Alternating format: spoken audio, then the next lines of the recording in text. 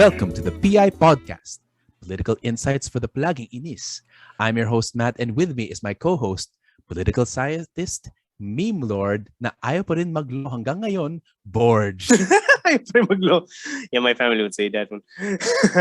PI nyo, PI nating lahat, Borge here at your service. Yes, and this is our first episode in the new year 2022. So happy new year, everyone. Ay na, 2022 We na. had a long break. Oh, 2022. Or some people would Puta. say 2022, like part 2. Hindi pa ano. Tangina. Hindi pa tapos yung and well, of course, as we all know, I think our year began with a huge surge of Yep. COVID. So hope Yep. everyone is safe. I think we were not spared from it. So hopefully, we survived. I survived actually COVID. So, but thankfully, I'm back. Yay. And we shall begin our new year with a very important topic, especially that we have a lot of new followers from Bicol University. Hello, how do you is naman ng Bicolano? Magandang umaga sa inyo lahat. Tagalog na lang. Sige. But so yeah, thank you for joining us. We have a listener there who helped us introduce this podcast to a lot of political science students, and a lot of our current students have followed the podcast. And in benefit to the students, presumably future political scientists, hopefully, we would like, and of course to society in general, we would like to discuss and define our vocation. You and I are political scientists. What is political science and why is it important? And the problem is, and if you can tell from our intro, that there is this stereotype of political science being a pre-law. So, nag-masters na ako, nag-PhD na ako. Hanggang ngayon, ang lola ko, naghihintay pa rin. So, kailan ka maglo-law? Kailan ka maglo-law? Do you have that thing, same thing, board with your family? Yeah. I have the same thing. I think they got tired of it. So, but yeah, for during my MA, so maglolo ko. Sumuko na sila. Sinukuhan na. Sinukuhan na. But I don't know, what do you think about this general stereotype of political science? Like, even like, for example, not just our family members, but also like people we meet. Like, I teach political science. Oh, lawyer? Are you a lawyer? Like, yeah. Or even your taxi driver or Grab driver. It's like, naglo kayo, sir. But anyway. So yeah, what do you think? I think, okay, why are we often associated with law? Well, first, it is inherent in our discipline. We also discuss law. We don't engage in that much jurisprudence, but of course, we have public policy. So that's also part of our discipline. And of course, we have public admin and development studies, which are basically spin-offs. Spin-offs. Someone who galing. Oh, yeah. I thought them as spin-offs. Okay, they're spin-offs in a sense that they got mixed with other disciplines. Okay, so but public admin is just trying to be something else. But okay, we're not gonna wail on other disciplines, but it is inherent in our discipline. We also discuss laws. We discuss the formation of laws. We discuss the factors affecting the creation, implementation, evaluation of laws. So, but I think why we are usually associated with law is, first and foremost, I think. And this is a hypothesis. We actually need data for this one. We need data, and I'm throwing it out. How many lawyers are teaching political science right now? So I think that's an empirical question. And for the longest time, lawyers have been seen as the usual teachers of political science. So so in the teaching level, the level of education, we have yet to establish our distinction, or I think we are establishing it now. Right. But usually associated as a lawyer and nagtuturo. Tapos again, when you teach political science, the usual, I ask students about this. Yes, and some of our listeners here have been chatting with me. So their professors would talk about laws. So they would force their students to be like law students. So studying practice yan. So, but I think at the core of it, at the end of it, ordinary citizens, ordinary Filipinos would like something practical from political science. That's why we are associated with law, because the legal profession is, of course, a practical one. So, yun eh. Yeah.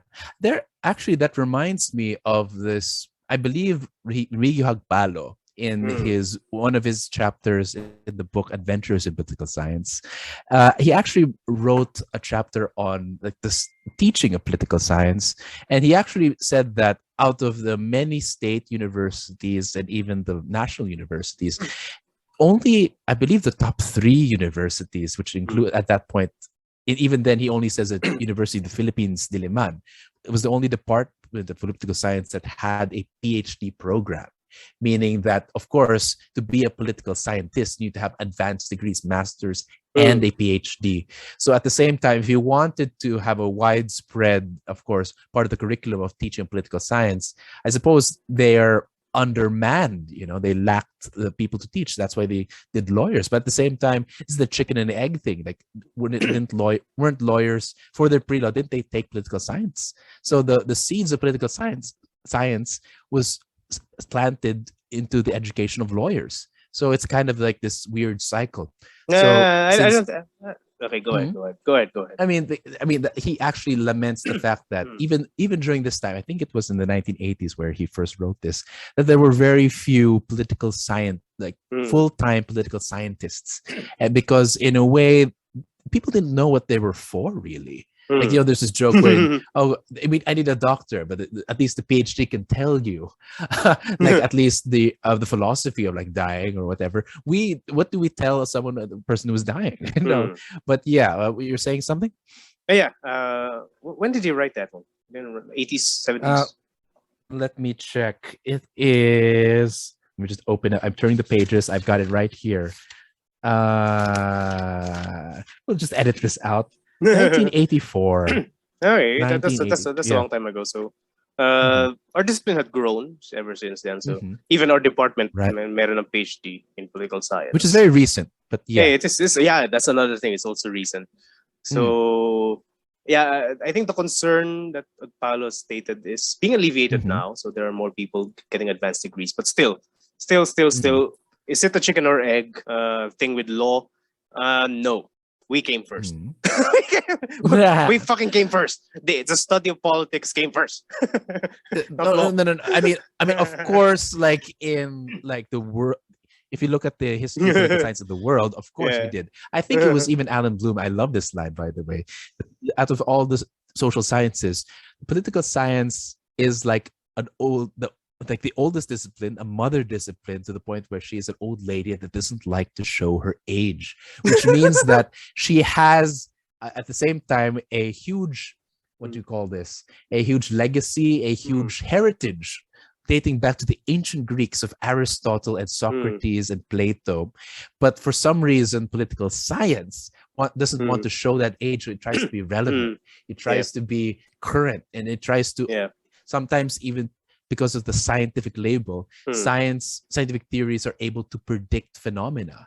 So mm, it's concerned with the present and the future, but does not, in a way, give enough credit to the past. yeah. And so that's why, I think Political it's science is your important, sassy tita.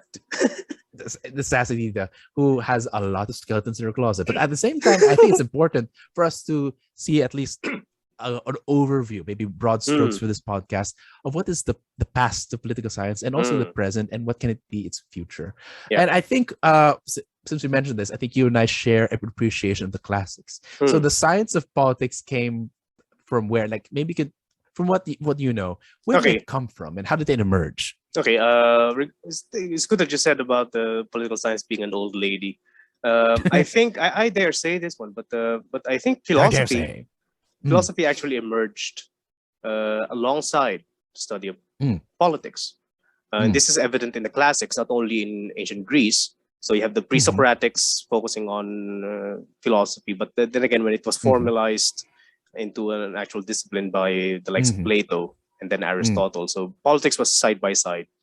mm-hmm, Along same with the Chinese, so Chinese philosophy, the mm, Taoists, the Confucians, you may see them as guides to life, but in the classic mm, works, they also provided deep and extensive commentaries on public life, on politics, on sovereignty mm-hmm. and ruling. Right. So that's our source. So the organization of societies into large groups, into polities, into kingdoms. Yeah, that's where we began. We tried to make sense of it. We tried to make sense of it. Yeah. And the weird thing was that it used to be, well, people who could apply political science, or at least the products of political science. Usually, if you look at Aristotle, Niccolo Machiavelli, Cardinal Richelieu, they were actually advisors to kings. Even what we say Confucius was at one point, or at least Confucianism was used to train advisors and ministers to the emperor. So oddly enough, it was a very specialized field, and it was has a lot to do with, of course, ruling, how to rule in public service. Even to this day, I suppose at least even Manny Pacquiao recognized he needed a degree in political science before he could continue his political career. But it is mostly the discipline for, rulers. But at the same time, of course, this lines up with the popular and still the dominant definition of politics, whether it be traditional or current, was that it has a lot to do with the government. It has a lot to do with power. And so you think this, of course, it has grown from that. It is not just meant for rulers and the people who make policies, public policy, who implement them, who govern, but also, of course, the education of citizens. In fact, perhaps that's the reason why it made from that transition of the education of ministers and rulers to, of course, the education of citizens. That's why it became the part of the core curriculum.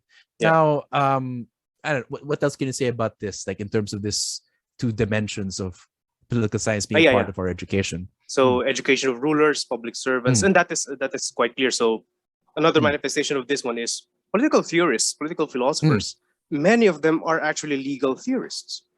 So you have say international law, you have Grotius, who was also a political thinker as well as a legal theorist. In our case, we have Jean Baudin, who is also a demonologist. That's why I'm dealing with occultism right now. The legal and political professions or political disciplines, they have been tied together for a long time, but it is politics that came first before, of course. And but for the shift of education, I think that's also clear for the Confucian case. So Confucius, again, education was only for the wealthy during his time, but he was known to be the first one to actually to establish mass education. So before we had Saint Jean-Baptiste de La Salle, China had Confucius.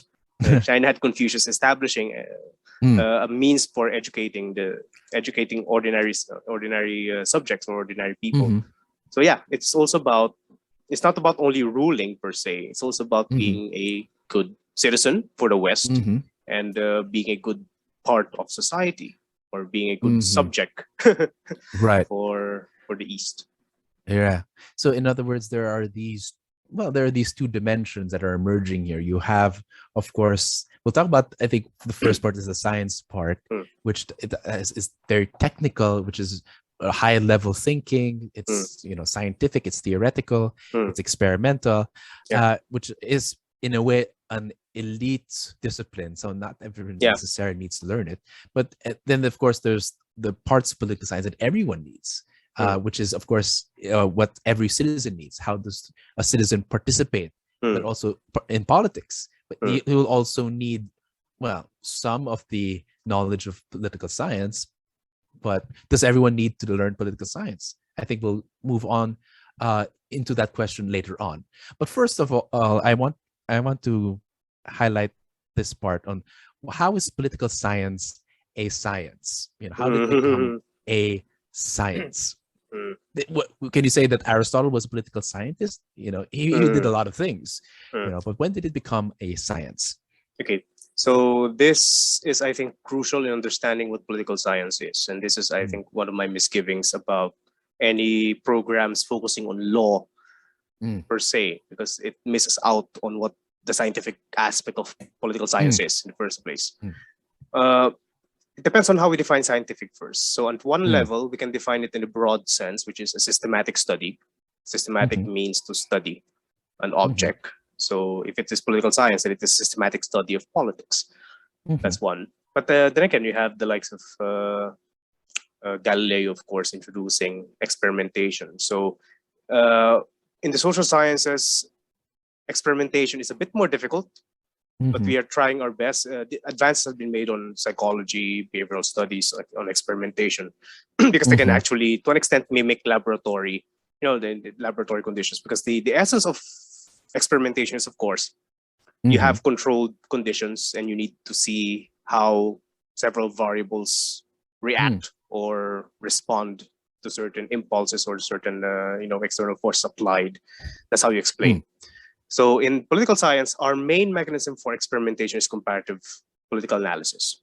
Because in comparative analysis, that's why comparative politics is essential for any political science program, because it teaches why and how political science is a science. Because again, you have control variables, and you see whether, by comparing different cases, you see which factor actually affects the other, given that there's a set of control variables. And that's also one reason why some variables right now are better considered as control variables rather than causal ones, like populism. Populism is more of a contextual variable, not a causal one.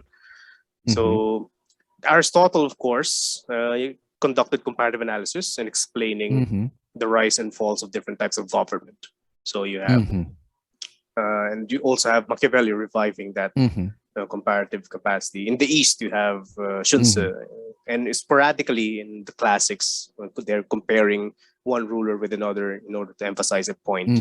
So that's how we do it. Comparative politics is essential to political science as a science. If we define science as a means to find causes via experimentation. Right. Because for one thing, like, especially when you look at something that's political, we deal with like deep values and beliefs of people. Because I'm going to cite Leo Strauss here, who was a philosopher, who defined politics as to speak about the best regime, the best society, or the doctrine regarding the best regime in pursuit in which the study of all kinds of regimes. So that's a quotation there. But basically, it's how to attain the best society and through what is the best regime. And of course, people have different opinions from that. So of course, while philosophy has its own methods, which has a lot to do with maybe evocation of emotions, of subjective, it's a bit more romantic.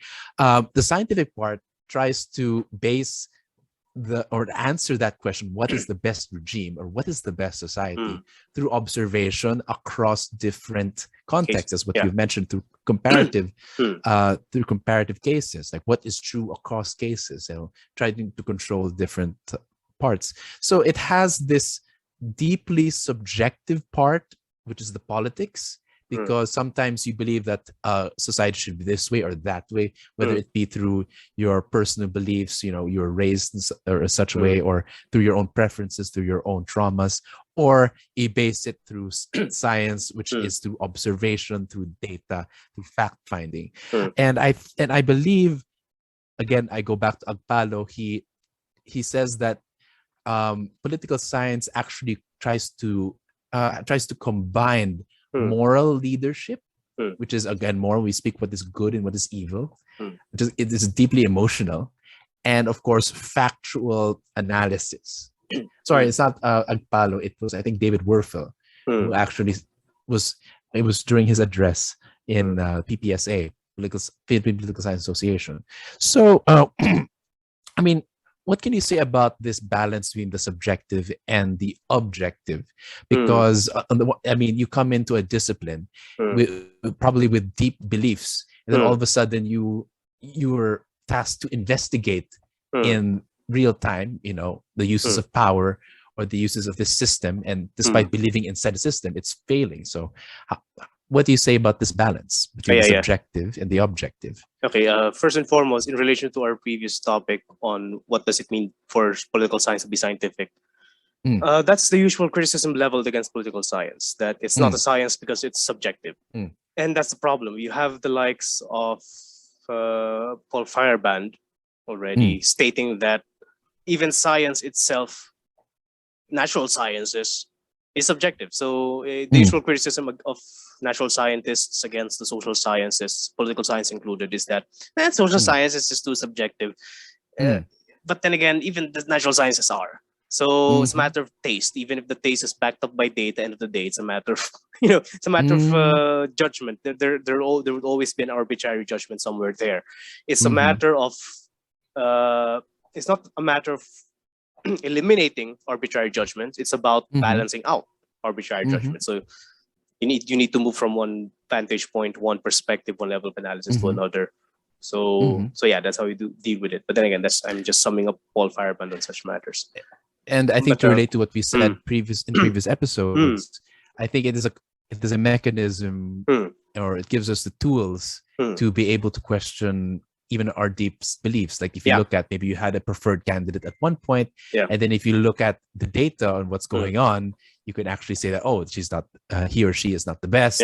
So that's like, as much as, say, for example, maybe a political science looks at the golden age of martial law. If you look at the facts, if your own preferences kind of crumble in, or are tested against it. So that's the problem there. But may naalala ko this regarding the martial. Someone posted something on Facebook and I just saw it on my newsfeed. Proud daw siyang maging PolSci kasi lahat daw na nasa klase niya pro Marcos. Where? I just saw it on my newsfeed. I seriously, if I find, I'm gonna share it. But that's effed up. But regarding subjectivity and objectivity, one final point. I think I would disagree with Werfel regarding balancing subjective with objective, because that statement is based on the presupposition that there's a divide. But it wasn't a normative claim. It's more of the, well, no, it's more of, it was more of an observation of Philippine political scientists that there is that juxtaposition in the discipline. Regardless of whether it's normative claim or empirical or an observation. That's one thing. That's something that I've imbibed from the pragmatists. There's no divide between subjective and objective. Okay, what we have is we are subjects embedded in an objective world, and the objectivity of that world that we are in depends on our own subjectivity, our own interactions with it. So it's not only about our emotions; it's about our interaction with it. To be just thoroughly subjective is to reject an objective fact, and to be thoroughly objective is to be blind to whatever subjective factors driving you in the first place. So the divide is an illusion. There's no divide between subjectivity and objectivity. What can be advised, however, is that you become flexible. So I think you have relative objectivity, you have relative subjectivity, and that's about being flexible. So bias, I think we've discussed this over and over again before, but the bias as something that is thoroughly subjective is about rejecting changes in objective facts, or not exposing yourself to contrary facts, or just rejecting such facts outright without integrating it. So, problema dyan eh. So if you're a political scientist, if you're political science students, for our political science student listeners here, if you want to be a political scientist, it's not about achieving a level of high objectivity. You can't do that. You just can't. Because you're in a society. You are embedded in it. Right. What we can do, however, is to move from one perspective to another. Right. Assume that someone is correct for the sake of analysis instead of rejecting them outright. So yeah. So let me try and see if I got you correctly. It's not that you be devoid of, say, for instance, an ideology. You may, for example, be in person like a liberal or a Marxist, but as a political scientist, you'd be able to see the merits and demerits of each ideology, and you'd be able to at least, be able to even possibly know the position more compassionately. Is that correct? It's not being devoid of it yourself. It's to acknowledge perhaps even the origins and the limitations and the scope of your positions. You let reality tell you what is happening. So actually, I do remember it during one of my readings, and I think there's a parallel development between American political science and Philippine political science. They're back in the 1920s to the 1940s, the dominant movement of political science is behavioralism. It's hard, it's mostly on causality. It's trying to look for independent variables and dependent variables.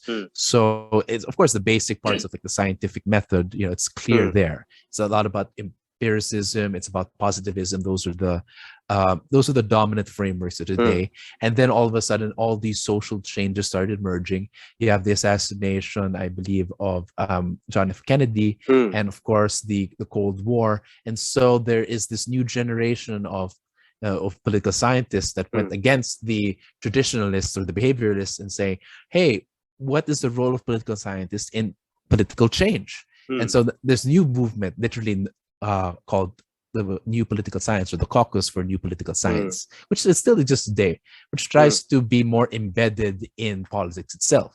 And I think we have that same tension here in the Philippines, although it's not quite behavioralist, it's more institutionalist, because at that point, the Philippines was still building institutions or finding the institutions inherited from American colonialism.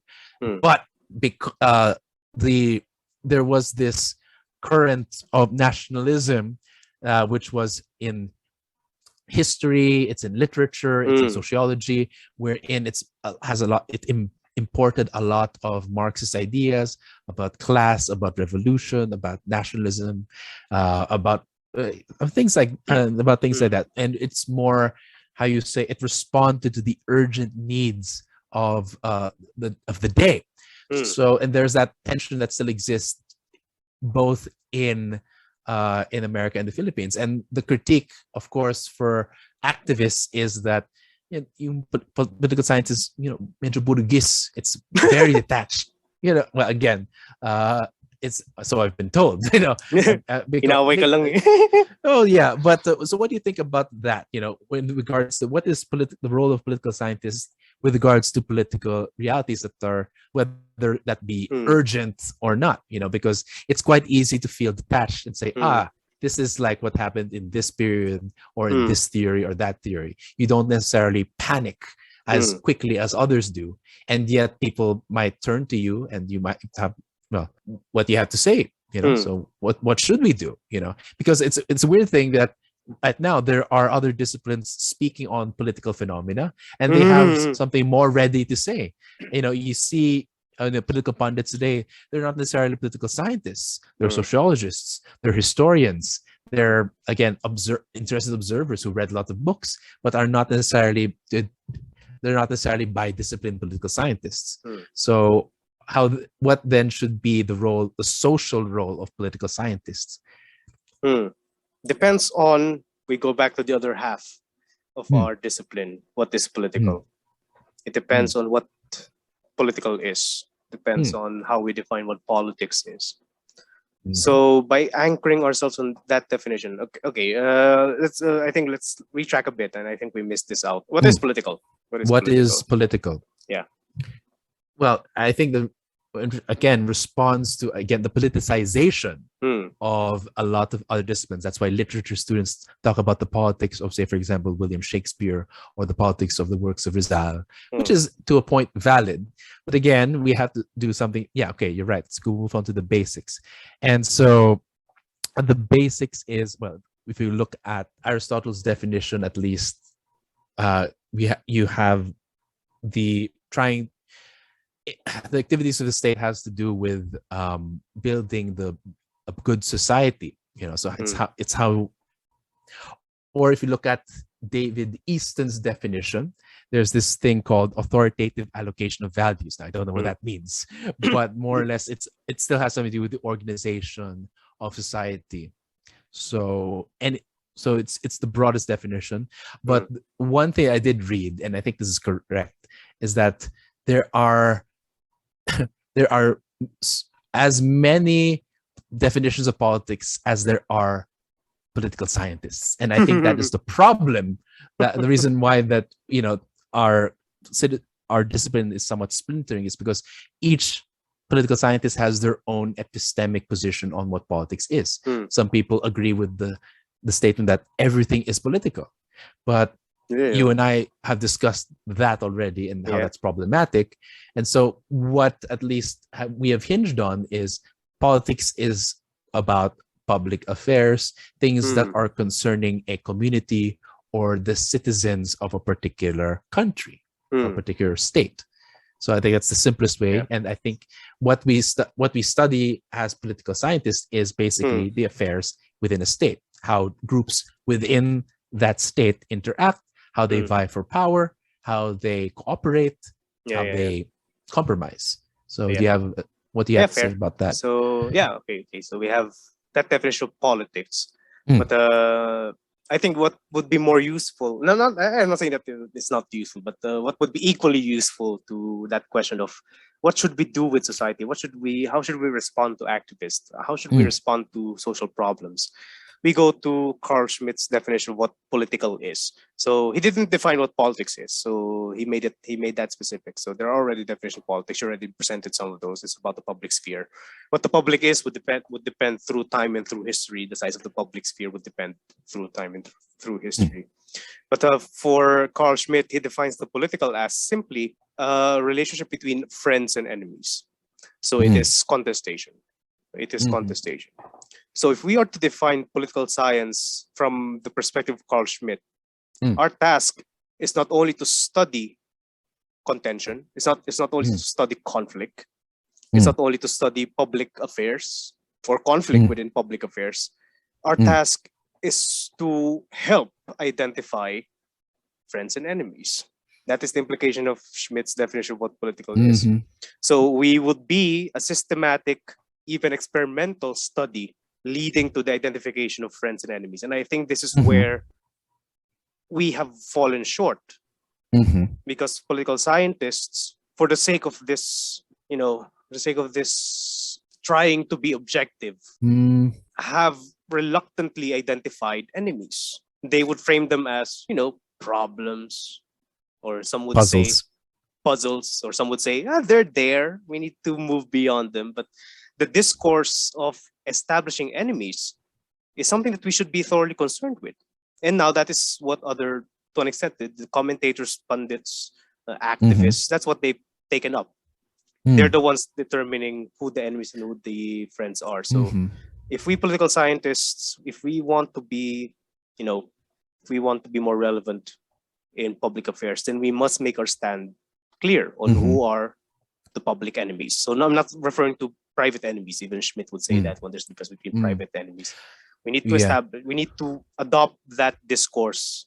We need not be afraid to say who are the public's enemies. That is quite interesting, because based on my readings, I think based on Keohane's readings, he actually said that political science.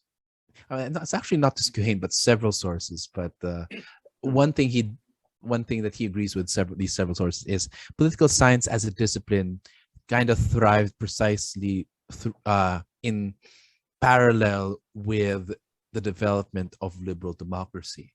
In other words, particularly in American political science, was that the reason why political scientists thrived or had jobs was because it in a way supported and was nourished, and still they themselves nourish a system of liberal democracy. In other words, of course, a lot of political scientists become advisors to presidents. They have become campaign strategists in elections. They become policy makers in local governments, in systems that are liberal and democratic. Hence, that tension with, of course, anti-democratic theories or thoughts. They seem to the mainstream tends to be, or at least the traditional political scientists tend to be allergic to them. Hence, that label between political science being too purgis. So do you think that there's any truth to that it's being too attached to a liberal democratic paradigm? Well, which of course, like what you said, is based on the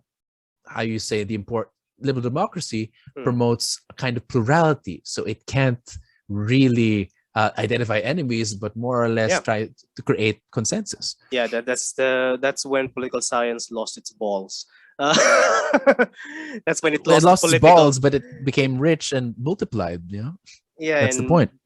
Rich and multiplied, yet basically powerless. So that's the great paradigm of political science under liberal democracy. It is about politics, yet it doesn't know how to handle. Doesn't really have power.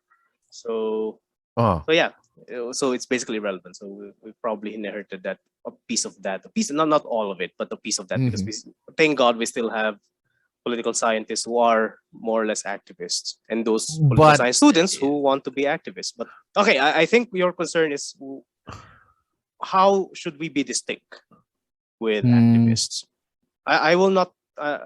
My comment on Kyohane is that yeah, that's a position for political scientists who are basically powerless in liberal democratic societies. But for our case, since thank God we're not liberal democratic, we still have enough space for this one. If you are a political science student, and if you're a political science professor, if you're listening to this one, yeah, go ahead, be politically active, but you have an additional burden to bear. And that is the burden of scientific inquiry, experimentation. You are not only there to shout slogans or to advocate for something, you are there to measure empirically the effectiveness of your means and to understand the general schema of things. What are the causes of it? What are the roots of it? And that's an extra burden for political scientists who would like to be activists. That's an extra burden for them to carry because they have the skills for it. So, yeah. Well, the weird thing is that initially my concern with your statement with regards to political science being the means of identifying friends and enemies is that does that necessarily mean that political scientists, in a way, dictate what the friends and enemies of the state are? Isn't that somewhat draconian or like reminiscent of authoritarianism? It's already happening. That's what political sectors already do. They determine friends and enemies. We are joining in the fun. Do you want to leave that to pundits and to political campaigners or to politicians? So what makes us different is our capacity for self-reflection and empiricism. So we're just that's empirical activists. Yeah. But for my case, I will not leave that discourse. It exists. It's there, and it's dominating our politics right now. I will not leave it to politicians, nor would I leave it to dogmatic activists. I'll join in the fun. I'll find enemies of the public from an empirical and historical and comparative perspective. Can you give an example? Like, how does that work? For example, if I identify corrupt politicians as the primary public enemy of more or less the ordinary citizenry, it's not only based on survey data identifying corruption as a primary problem, it's also based on the impacts of corruption on public services. It's also based on a comparative analysis of how corruption throughout different cases have stagnated the progress and economic development of their respective societies. Let me just ask then, which comes first, the identification of elites and then you find evidence for them to place? Because again, that's what happens in, I suppose, Stalinist Russia. You find enemies, you find evidence against them, or do you just take a clean sweep first and then you identify them later? So I think that's important. It is a cycle, and this is what separates us from dogmatists, because dogmatists, they would only have one end of the cycle, which is you identify the enemy and you find evidence against. But for political scientists, we identify based on theory and based on preliminary observation who the enemies are. Then we gather data confirming who they are, and then we keep an eye on the entire thing, whether they are still enemies or not. So does that necessarily mean that the political scientists like share in the same ideology with the state? What ideology of the state? And because how would you should we build ideologies? Wait, just a moment. Yeah, in order for you to determine what friends and enemies are, you need to have an underlying principle, internal. Don't you think? Even if you have empirical questions, those empirical questions are structured from these, again, moral foundations. So where do you get that? Are they necessarily synchronous with or in line with the state? Or it's not how about do we being know in line with the which state. Political scientists to follow? How do you know which? Because different political scientists, again, would determine different enemies and different friends of the state. No, it depends on the data that they have. It depends on the data that they have. Or is their data convincing or not? If But one again, political scientist declares, before we have data, we ask questions, and even in those questions, it can actually be either biased and unfair, or it could be again we objective and fair. no, we have So again, we have basic, thoroughly objective questions like what is. That's a thoroughly basic question. We can start from that. But regarding where is it based from, that's the thing. As far as the friends and enemies schema is concerned, that is what makes politics politics. That is what separates politics from the other spheres of human activity. Where politics, the political is the only one concerned with friends and enemies. What at the would public political sense. scientists, as we know them today, exist in a non-liberal democratic society? Because technically, even in China, you, our degrees in Chinese universities aren't political science; it's public administration, which means we're not being trained as political scientists per se.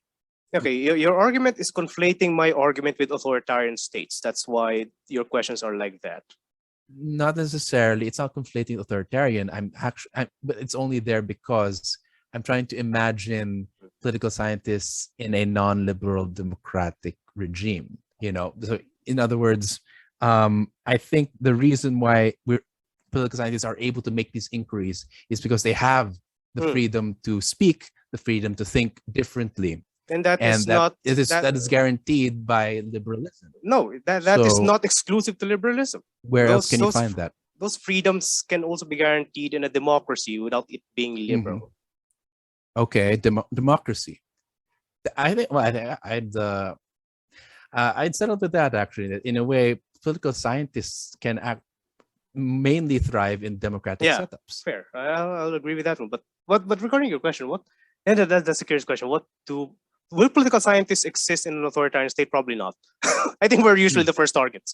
Either we are appropriated by the state, as was in the case of Carl Schmitt, who eventually became a Nazi, or we disappear.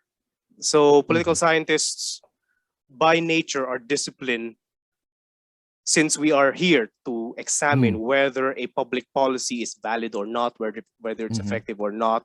Right. We are dangerous to an incumbent autocratic regime. So I do not get why political scientists end up, before we leave this topic, I do want to know your misgivings on why not liberalism? Because liberalism, first and foremost, eliminates the friend and enemy dichotomy. It dilutes what political means. That, liberal democracy, as far as Schmitt is concerned, and other critiques of liberal democracy, they're the ones, everything is political came from them. You make politics so diluted it disappears. So the question of power itself disappears. I'm not sure that. As far as pluralist theories are concerned, they actually ignore the question of power in my own studies. Well, they would identify the enemies as anyone with an extreme view, like, for example, racists or nationalists or Marxists, anything that would again disrupt that pluralism. So they do have enemies. It's just, again, more or less reactionary and unstable. It would depend. It's contradictory. It's contradictory to their claims of universal rights. That's the problem with liberalism. I think that would be another episode regarding our problems with liberalism, or my problems with it. Your problems with liberalism. I suppose when we discuss liberalism, but I suppose again, I think both of them are necessary because. It's like what you said, without liberalism, would it not be possible for political scientists to become enemies of the state and therefore no longer exist even under a democracy? Therefore, you need liberalism and democracy for political scientists to thrive. You need liberties, and liberties are not exclusive to liberalism. Liberties can be guaranteed in a democracy, but it's a bit more, qualified. Depends on the will of the majority. Okay, but that's an interesting topic we can go on another time. But for now, I think we should wrap this up with an important question. I mean, first and foremost, I think we've established that political science is a noble field, and it's very difficult to balance both the scientific aspect and its moral aspects. In fact, but there is this second part which we need to get into. In other words, is it necessary for all citizens to learn about political science? I think our answers would more or less be yes. what do citizens have to learn from Hmm. political science as a subject or as a discipline? You want to go first with that? No, I think you should go first. You're the one dealing with civic education. I asked the question. Okay, fine. Okay. Like, what do you think the citizens should learn from Hmm. political science? What should citizens learn from political science? Well, first, basic concepts would be there, but I think what is important is our way of thinking. Hmm. I've repeated this argument over and over again. I'll repeat it here. Opinions are cheap. Having political opinions doesn't make you a political scientist, nor does it even make you a political analyst. Having examined empirically based, not really empirically based only, but also multi-dimensional opinions, or opinions that more or less extracted from different perspectives, from different vantage points, it's far more difficult. So I think that's the way of thinking that should be shared by citizens. That constancy of doubt, that doctrine of doubt as the more constant one, especially in a society that's hungry for the truth. Because if a society is hungry for truth without any measure or any effective measure of doubt, they are vulnerable to dogma, and they're vulnerable to autocrats who would profess to have truth. That's why conspiracy theorists thrive in a society that is bereft of, or not really bereft, but having a malfunctioning sense of doubt, the limited sense of doubt, that they only doubt what the state says and they would believe what the conspiracy theorists would say. So yeah, it is that I think that should be shared to ordinary citizens. This constancy of doubt on one hand and systematic thinking. What about you? Well, what do you want to impart to citizens, since you're the one focusing on civic education? Well, I haven't thought of like what should be taught, but it's what I'm actually gathering from what citizens think. In fact, it's the citizens' job to negotiate what should be taught. Like education is always one part indoctrination, and a lot of times like the difference between the education of citizen and of a political scientist is that a citizen needs to follow rules in order to function within it, to work within the rules, and to a certain point question, but more or less to see the law, to see and appreciate the rules and the structures. Political scientists, at the very a political scientist is more trained towards, again, to doubt and to see it as with a certain level of distance. And of course, that distance can be dangerous. It can make us apathetic. But I think it's the heart of the citizen that keeps the political scientist grounded. That when we know a citizen knows how one is connected with each other, but it should also have the objectivity of the scientist, in that it should be able to let go of things that work and do not work. Yeah. But of course, it's not exclusive to the citizens, but of course, I think it is the role of the citizen that, again, keeps the political scientist grounded, when you know that, of course, when we are concerned with what our fellow citizens are up to, when one citizen is abusing their power over other citizens, I think that's what keeps the political scientist grounded. So, and that's a sad part, because political science has even distanced itself from political philosophy, and at least political philosophy is able to understand the soul of the citizen, through its methods. You can't do that from science, but through philosophy. And I think that's I don't know, we should have for our discipline, we should be more holistic in our approach. We shouldn't in our current society, objectivity is necessary with all the presence of ideologies, but at the same time, just to balance that out with the new political science and its ilk, I think we should have that. we should have that connect, like that pathos of being political animals. What is our stake as political scientists? I think, this is almost a different question, but again, the political scientists have special tools, and of course they're able to to use data and to use analysis for Mm. certain ends. Mm. But what those ends for, that's a different set of processes. Mm. That's like what it's deciding what our values are. And Yeah. while my values are of course still well, like the long line of political scientists of liberal democracy, I'm open to and it's not my responsibility as a scholar to see the debates, to see the sides. I don't know. I think I'm not sure if I'm making any sense and if I answered the question, but yeah, I think it's the citizen that should learn political science, but also the science that should learn from the citizen as well. Yeah, fair. Regarding what you said regarding being objective and education being part indoctrination, just some additional comments. I think we should be clear about this, and I think it is also time for us to ponder on it. But for my case, I find it as a responsibility to indoctrinate students on epistemological doctrines rather than political ones.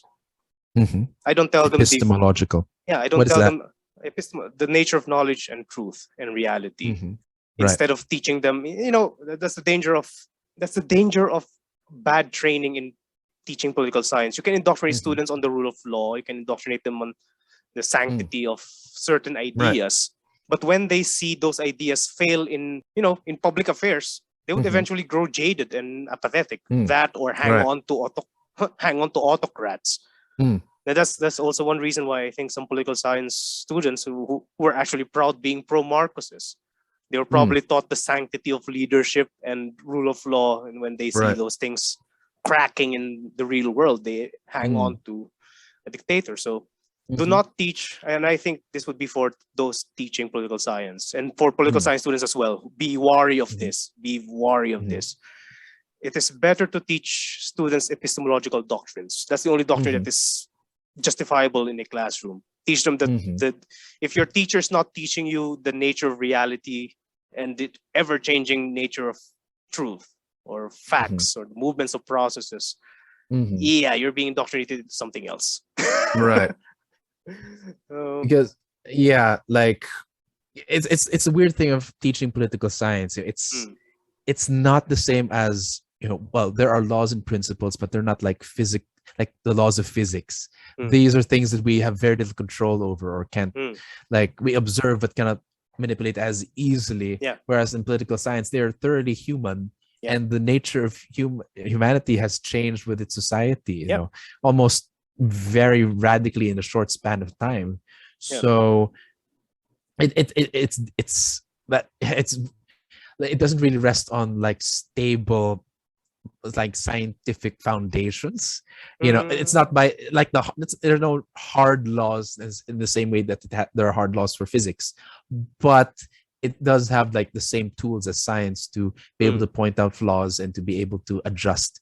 I think it's a point of being objectivity, to adjust to the changing political realities, not for, because that's the weird thing when you teach political science, and I think I mentioned this in episode 1. It's not easy to have like correct answers. Perhaps like who wrote this? Maybe there's the correct answer to that, but what is the ideal government? Well, it's not always. Sometimes it's not always democracy. Sometimes it's not always authoritarianism, although some authoritarian governments would teach that way. So at the very least, I think that's the role of political science there. It's to reflect on how to adjust to the changing realities. Not that this is the correct answer. Like some people would say that the other side is the correct answer is Lenny. Kasi nag-iisip yung parang, well, no. I mean, political scientists should be able to train you to look at the flaws of what Lenny's campaign is doing. So I think as far as pragmatism is concerned, which is something I also teach to my students, another epistemological doctrine. What is good is what works, and what works need not work for all time. So what works is also historical. So if this worked during this time, it doesn't mean that it works now. So again, epistemological doctrines. This is something that should be taught to political scientists, just to avoid the dangers of indoctrinating them from a political ideological sense. But then again, some people would say, but you're just being Burgis, and I think this is where the accusation of being Burgis would come in. That we don't teach students political ideologies. we teach students how to analyze political ideologies and make their own. So too bad for activists. We're pissing you off. Yeah, like, and anyway, so at least it's, I mean, it's I think their frustration with us is we don't join their fight in feeding the hungry, but at the same time, you know, should. we're just too aware of the history and the failures of said, well, moral moral blackmail or emotional blackmail. And I think that's another thing that political science grants you. It in a way gives you, well, to a point, it gives you immunity to the emotional appeals. It's not, when emotional appeals and rhetorical appeals are not enough. You know, it has to be, the conclusions should be based on hard data rather than preferences, or even like emotional appeals. Even emotional appeals are subject of said science. So, but we are joining in. I mean, we were joining in. We're also encouraging students to join in, but we have an extra burden. You have an extra burden to examine what you're joining in. Yeah. Challenge yun, eh. And this is not exclusive political scientists. It is a skill that political science can give you. Yep. So yeah. So hopefully you've learned a lot about our vocation, you know. So it enhances citizenship, but citizenship also makes political science again grounded in reality and could be able to shape I think there's there's this great quote, I think, which talks more about Frederick Pollock in 1890. It says there that history without political science has no fruit. Political science with history knows no root. Oh, that rhymed. So I suppose that's my version of that. Citizens without political science are blind followers. Political science that aren't citizens are just blind machines. Computing machines. Yeah, fair. So we'll workshop that. But we'll workshop that. But yeah, you get the point. Yeah. So kailan ka maglolo? Oh, that is nice. We'll see. I'll think about it. But I mean, I have not closed the door for it. But and just so you know that political science, political science that not going to law doesn't mean we're unfulfilled. But who knows? We might be the better law students out there. No, I actually studied political philosophy, legal philosophy and legal theory years ago, and I'm planning to go back to those one. And I do have some former students who took up law, who also studied legal philosophy in their free time, and they said that even their law courses have very minimal legal philosophy. So if you want to know the nature, you might be better prepared for law. You might be better prepared for. You might go. You should, if you want to know, if you want to know more about the nature of laws, just stay in political science. You don't have space to study legal theory. Yeah, political science is more than a pre-law, but as far as pre-law go, we're still the best. So anyway, no. My friends who took up law school, they have a hard time writing legal research because they were forced to have very minimal number of words. Political science allows you much freedom in writing, so it's too constrained. Well, at least you'll be more flexible thinkers as lawyers, because there are lawyers that are overly, how you say, legalistic and rigid, and not even in Chinese sense. So anyway, so that's our discussion of political science and its role in Philippine society. If you have other things to say about it, you may send us your emails. But for now, we shall go on to our closing segment, which is recommendations.